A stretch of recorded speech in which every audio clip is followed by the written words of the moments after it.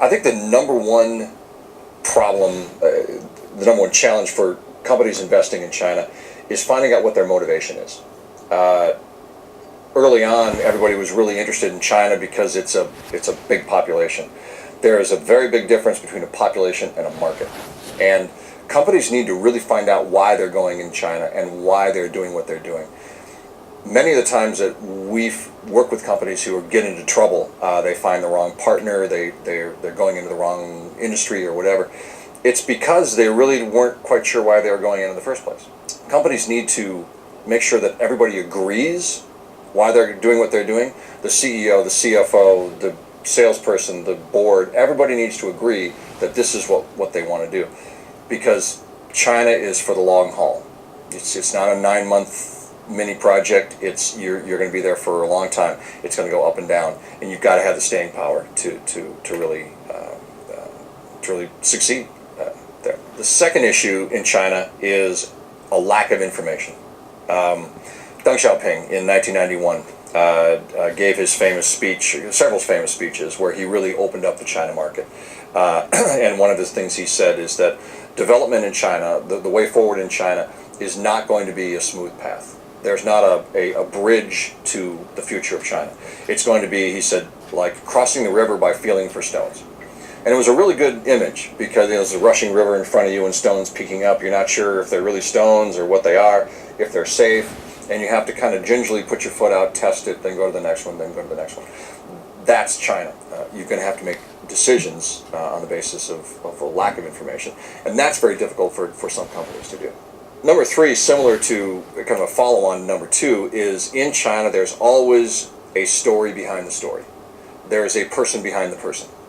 It's never what you see on the front end, and it's partially related to cultural issues. I mean, for 5,000 years. But he is talking about this is a person behind person means if you're going to talking with official officers of the position, but this is useless. Also need to negotiate with people behind the door or behind the organization. Otherwise, never success. And the famous paper companies, that's the reason why they take a long years. And I advise that company, but the president don't want to doing the people meeting with backdoor people. But backdoor people actually manage organization. And also, this is a Chinese organization different. Foreign minister, he's not the top people foreign affairs. Also behind the scene, and the other position, the Communist Party's position in charge of foreign affairs, he's a more higher position instead of foreign minister. So this is a China. There's been this inside-outside orientation to much of Chinese cultures, and as an outsider you're shown a certain view, as an insider you're shown a certain view, and there are various levels of being an insider or an outsider. Again, when you're trying to do business with someone, do business with a company, with a person, it's important to find out where this person is from, where this company is from. What is their history? How did they become who they are today? How did they get their money?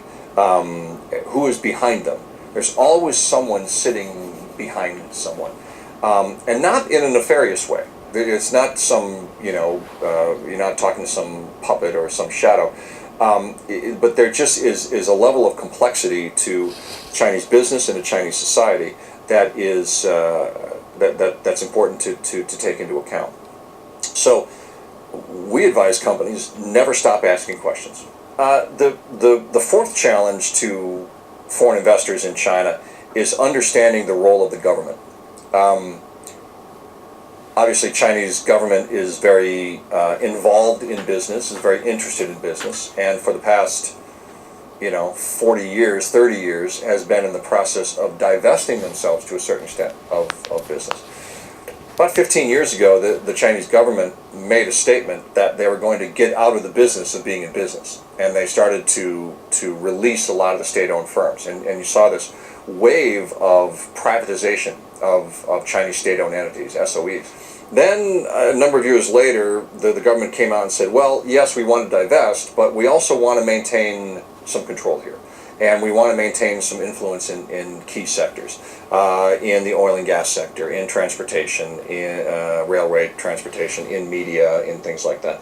And they. This is I need to explain. This Xi Jinping also Hu Jintao. Hu Jintao he tried to restructure railway department, right, and privatization. And Xi Jinping also he just get into the oil industry, and it's three major industries the government owned enterprise. One is railways, second is oil, and third is utility. Utility is Lipan society, but this is utility is not touched yet, and George Dam not touched yet. But we're going to be investigation. We're going to start next year, maybe next year. The three major state-owned and companies he want to get involved. So it means he said government want to involve into the economy, right? Business itself. He tried to manage. They stopped the opening of some of those. Even in some of the private companies. Xi Jinping want to involve in the oil industry. No, Lipan is Xi Jinping is involved in the oil industry, and this major key person is Cho Yong-gan, as you know. Cho Yong-gan is also arrested, and also the president of the CNPC is arrested. Everybody is the name of corruption, but actually the Xi Jinping want to eliminate their power and try to dominate how to control the oil industry. So it means that only personally Xi Jinping own the oil company. No, not personally. His government want to control So the oil industry. Get the own share itself of the oil company. No. He does not have the share before. He has three. How about 3.6 million US dollars asset he had, his family has, but he already sold them all 3 years ago. Currently, he doesn't have any asset, and that's the reason why he started to arrest many people as corruption. No, not partner, not private owned. So he want to manage oil company. By that, the government will own this share of the oil company. Of course, yes. This is all government owned. Certain percentage of their stocks they controlled by government, and this is not in the market. That's the reason why market is very fluctuating a lot, because not all stock in the market. This is the Chinese market is some pitfall. Okay, so he's going have to completely privatized. There are governments and government influence behind them. Particularly if you are doing business with smaller companies in companies in smaller towns outside of the big city. If you're doing a deal with even a private company there, they have heavy government involvement. The government is very interested, the local government in those places is very interested in their success and make sure that they maintain a revenue base through this company, they maintain an employment base through this company. So if you're doing... He said China has two major government organizations, central government, local government. Local government is many years they are heavily involved in private company, government-owned company, but this time he's talking about central government want to involve into the government-owned, state-owned company, but also the private company. And the local government is too much sticking to the private company. It's bribes, corruption, and the sort of relationship is currently occurring. Also, loans. What is a local company? In Japan, there is a prefectures and municipalities. Oh yeah, city municipality, yes. Like Guangdong province and Guangzhou city, both province and city, they are local government. Okay.